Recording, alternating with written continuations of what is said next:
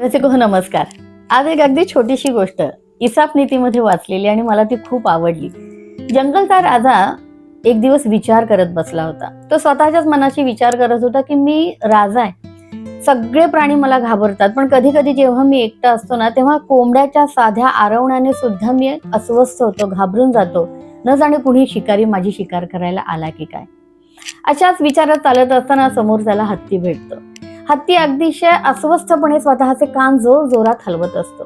सिंह त्याला म्हणतो, का रे बाबा, काय झाले, इतका अस्वस्थ का?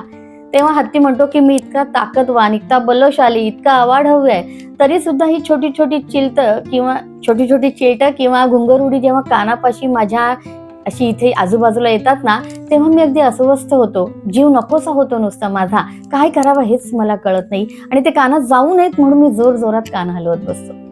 सिंह सहानुभूतीने हसला.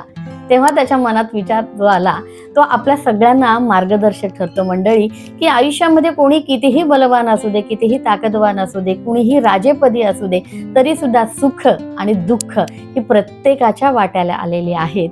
हे जेव्हा पटतं ना, तेव्हा मग एकमेकांचा हेवा करणं आपोआप बंद होतं. बरोबर ना मंडळी? पुन्हा एकदा नवीन विचारासहित लवकरच भेटीन. तुर्तास धन्यवाद.